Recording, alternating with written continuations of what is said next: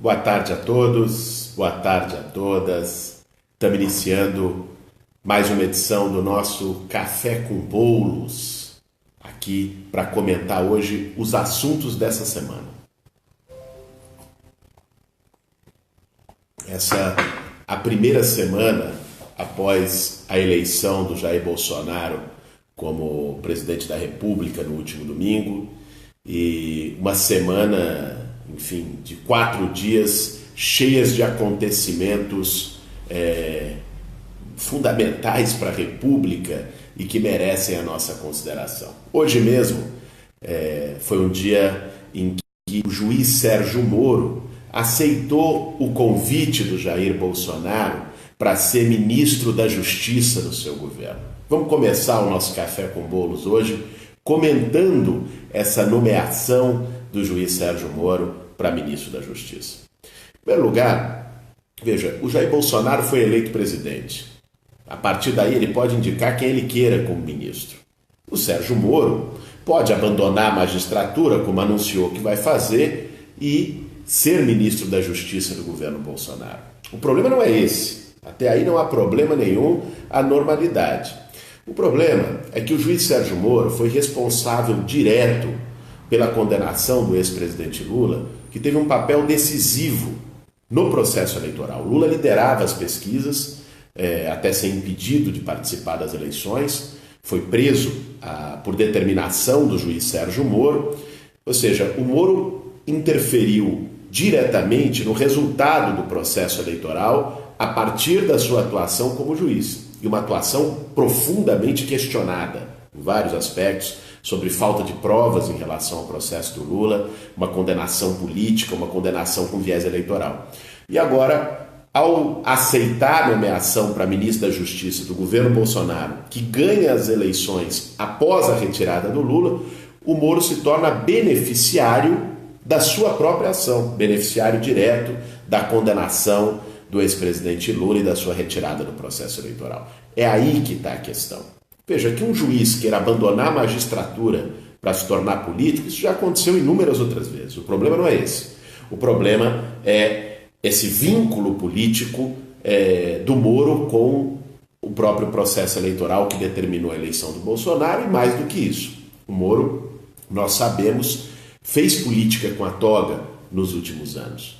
Não foi agora que ele saiu, está pendurando a toga para começar a fazer política. Fez política com a toga e isso interviu diretamente nas eleições, no processo democrático, na própria eleição do Jair Bolsonaro e, consequentemente, na sua nomeação como ministro da Justiça. É por isso que está dando um enorme rebuliço a nomeação de Sérgio Moro como ministro da Justiça.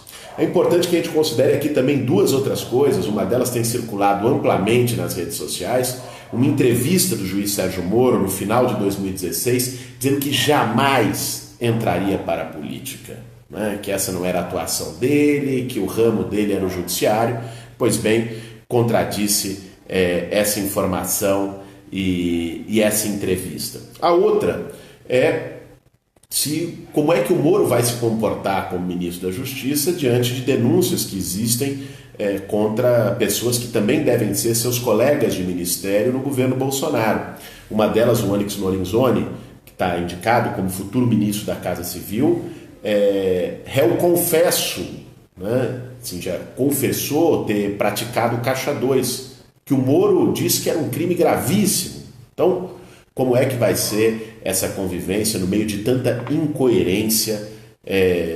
Isso é algo que o país terá que assistir. Agora, é evidente que a nomeação do Moro como ministro da Justiça do Bolsonaro coloca em suspeição, né, o seu trabalho, uma suspeição em relação à vinculação política, à orientação política, tantas vezes já levantada por fotografias, por participação em eventos, pela sua própria atuação judicial, que frequentemente não tratou na mesma medida os mesmos pesos, né?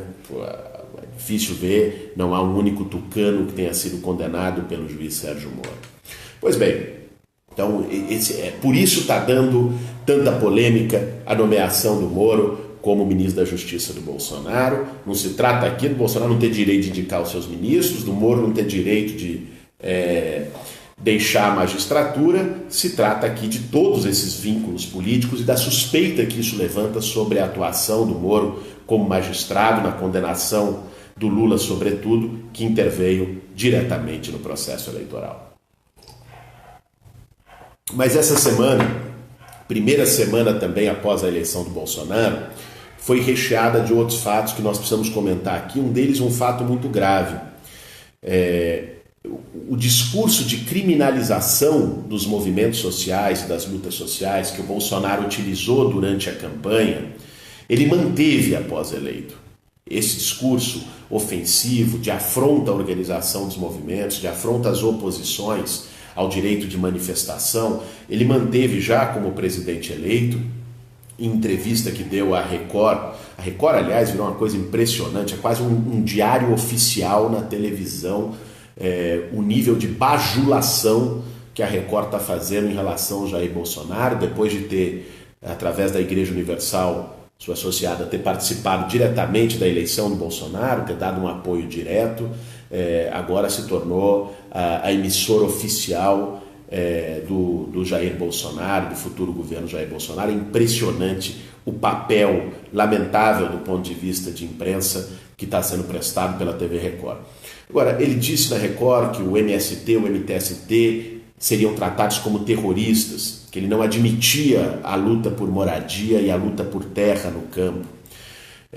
Nos atacou posteriormente no Jornal Nacional, mencionou a mim pessoalmente, atacando, remontando novamente a uma distorção absurda que fizeram de uma fala, dizendo que eu iria ocupar a casa do Jair Bolsonaro. Qualquer pessoa que assistiu aquele discurso, que estava lá naquele momento, ou que viu depois pelas redes ou pela televisão, viu que não se tratava disso, se tratou de um grito que as pessoas puxaram e que foi respondido ironicamente, até porque o MTST jamais ocupou a casa de nenhuma pessoa, a casa onde qualquer pessoa more, ocupa terrenos, prédios abandonados há muito tempo, em situação ilegal, sem cumprir função social. É o caso do MST também, na luta por reforma agrária no campo. E eles tentaram fazer uma votação expressa para agradar o Jair Bolsonaro no Senado Federal, numa comissão da CCJ do Senado, sobre um projeto que alteraria a lei antiterrorismo, uma lei que já na época, aprovada pela Dilma, que nós criticamos duramente, porque abria essa brecha para a criminalização dos movimentos sociais, mas tinha um dispositivo dizendo que ela não se aplicaria então a movimentos. Então eles estão querendo revogar o veto que foi dado a esse dispositivo para aplicar a lei antiterrorista a movimento. Quer dizer, os movimentos sociais devem ser enquadrados como terroristas. O texto que está na alteração é uma coisa bizarra, qualquer tentativa de coação aos governos por razão política. Então, se alguém faz uma manifestação e vai para a porta de um palácio ou de um governo, isso pode ser entendido como uma coação ao governo por razão política e as pessoas que estão lá serem enquadradas como terrorismo. A porta que isso abre ao ataque à liberdade de manifestação no Brasil, ao ataque à Constituição, é uma coisa brutal, é uma coisa vergonhosa. Então, é preciso estar muito alerta, muito atento, e esse ódio que o Bolsonaro continua mantendo nos seus discursos começa a ter manifestações práticas. Para além das agressões que nós vimos durante o próprio processo eleitoral, de várias formas de violência, ontem, por exemplo, um acampamento rural do Movimento Sem Terra, de pessoas que estavam lá lutando por terra, querendo trabalhar na terra, foi incendiado, foi atacado com fogo e incendiado, ao que parece, por jagunços no estado do Ceará.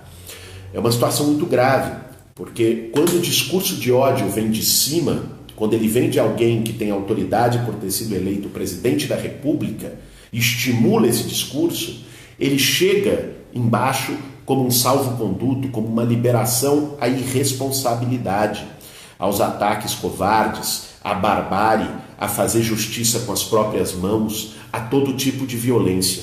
E é isso que nós temos que ser capazes, num momento como esse, de evitar, criando uma rede de proteção aos movimentos sociais, uma rede de solidariedade aos movimentos sociais, que nós estamos dialogando já com vários movimentos para construir, do ponto de vista jurídico, do ponto de vista da comunicação, com apoio de figuras, de intelectuais, de artistas, Não é possível que se tente criminalizar e desmoralizar a luta do movimento social como estão fazendo agora.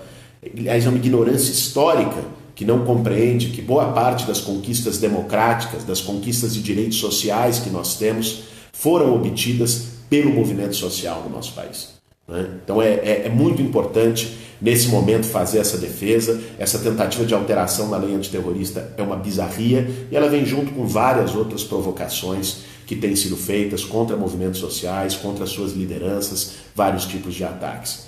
Inclusive na terça-feira, numa manifestação convocada pela Frente Povo Sem Medo em São Paulo, nós tivemos 4 adolescentes que foram presos após o encerramento das manifestações, então ainda continuam presos. Hoje a Frente Povo Sem Medo soltou uma nota. Esperamos a liberação mais rápida desses jovens que foram detidos na Fundação Casa em São Paulo por estarem participando dessa manifestação. Ou seja, lutar não é crime, lutar por direitos sociais não é crime, e nós não podemos admitir que o discurso de violência prevaleça. Aliás, é um discurso também que parte da incompreensão do que é um movimento social. O movimento social, a luta por moradia, a luta por terra, não existe porque um líder resolveu fazer. O MTST não existe porque eu ou qualquer outra liderança da luta por moradia no país resolveu e decidiu que ele aconteceria. Existe porque tem mais de 6 milhões de famílias sem casa no Brasil, que todo fim do mês tem que escolher entre pagar aluguel e comprar o leite da criança, que moram de favor na casa de alguém sofrendo humilhações, que moram numa área de risco, numa encosta. E não é gente vagabunda não, como se gosta tanto de dizer nos comentários de internet. É gente que trabalhou a vida toda.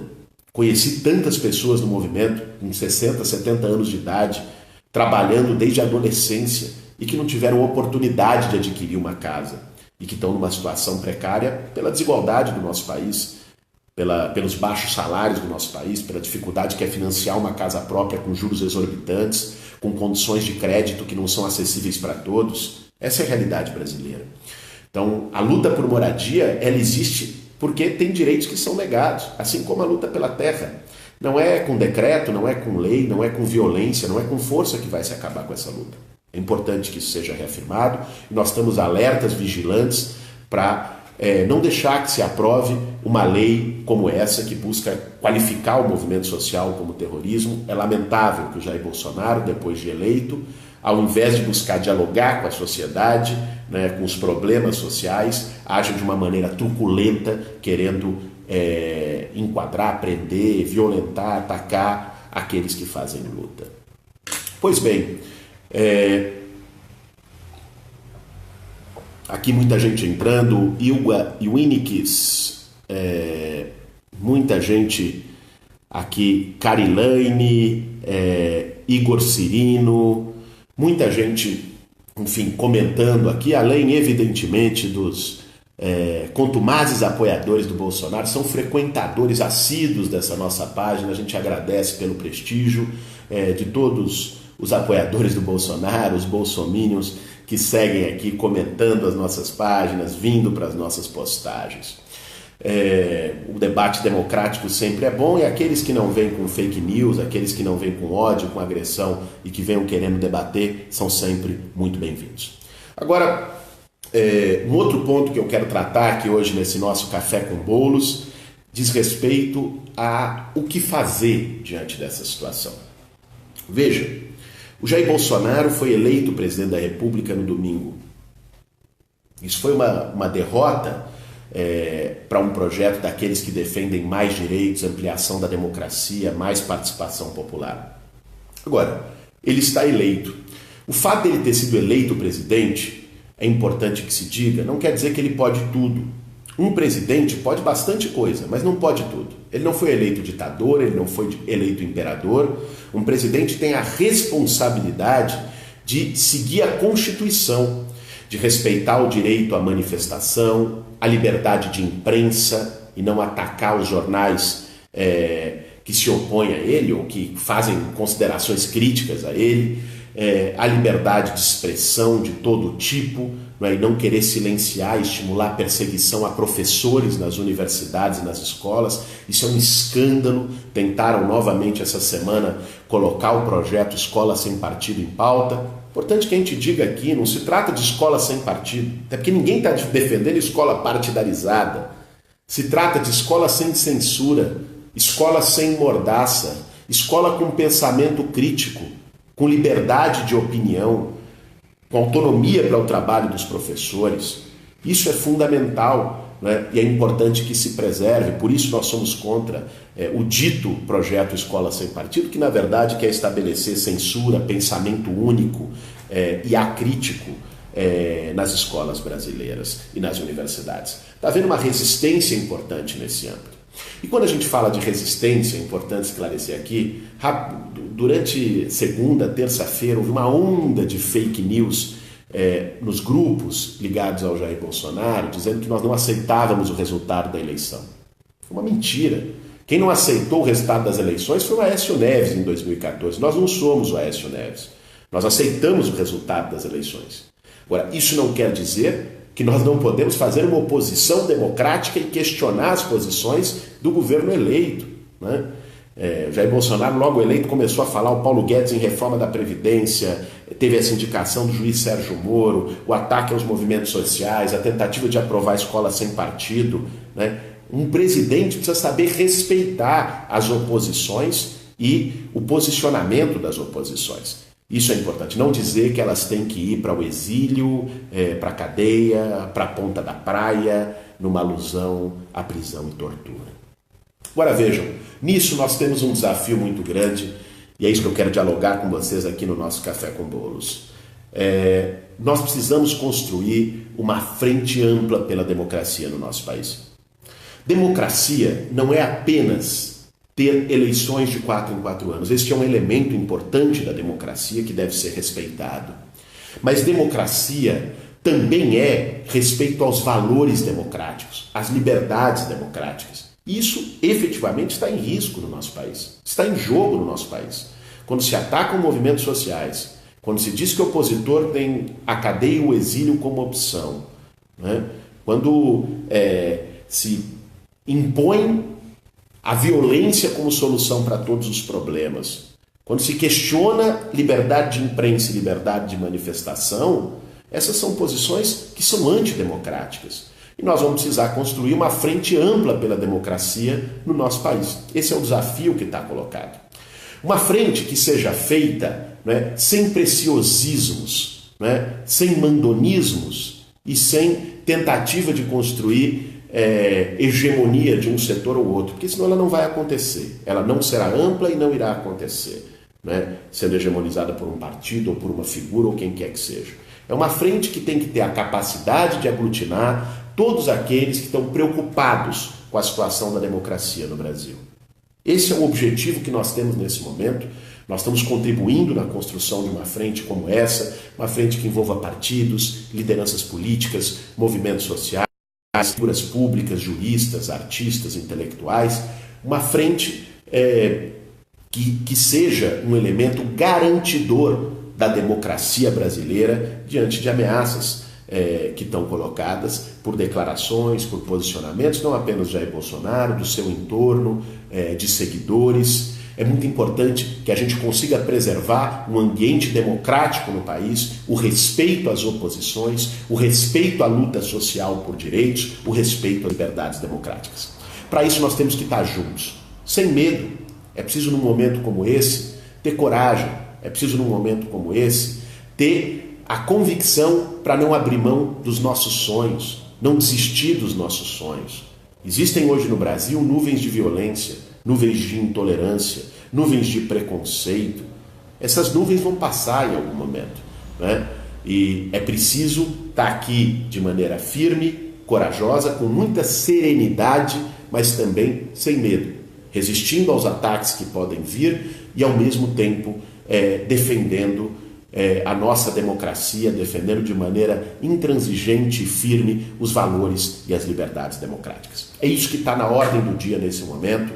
Nós vamos construir essa iniciativa pela frente ampla pela democracia no Brasil e, ao mesmo tempo, seguir nas ruas, seguir nas lutas sociais, defendendo os nossos direitos, defendendo a legitimidade e a importância do movimento social para a democracia brasileira e para a luta por direitos sociais. É isso aí, gente. Estamos aqui encerrando mais uma edição do nosso Café com Bolos. Vai haver amanhã um feriado prolongado no país, momento importante para a gente refletir sobre esta situação política, renovar as energias e seguir com muita resistência, com muita coragem para enfrentar os dias que virão. E sempre aqui, estaremos aqui como na resistência, estimulando a organização pela democracia, viajando pelo país, conversando com os estudantes e com a juventude nas universidades, organizando manifestações de rua pelos nossos direitos e pelas nossas liberdades, defendendo o movimento social. E semana que vem vamos estar novamente aqui, continuando o diálogo com vocês através do nosso Café com Bolos. Siga a gente pelas redes, siga apoiando o movimento social. Mais um recado importante aqui, a campanha de financiamento coletivo do Movimento dos Trabalhadores Sem Teto, mais do que nunca, precisa do seu apoio, precisa da sua contribuição e da sua ajuda para seguir tocando a luta por direitos sociais, por dignidade e por democracia no Brasil. Entre lá, tem o link aí na nossa página, catarse/MTST, catarse/MTST, colabore, contribua com cada um como possa, para ajudar a garantir que essa luta continue. E ao mesmo tempo, vamos seguir firmes, vigilantes, resistentes, acompanhando essa pauta no Congresso de tentativa de criminalização, de tentativa de aprovação do Escola com Mordaça, como essa, e apoiando as lutas de resistência, as lutas democráticas pelo país e nas próximas semanas consolidar essa mais do que necessária frente ampla pela democracia. É isso aí, uma boa tarde a todos e todas, bom feriado, bom fim de semana, seguimos juntos, sem medo, com firmeza, com coragem, ninguém solta a mão de ninguém. Vamos nessa, gente, até mais.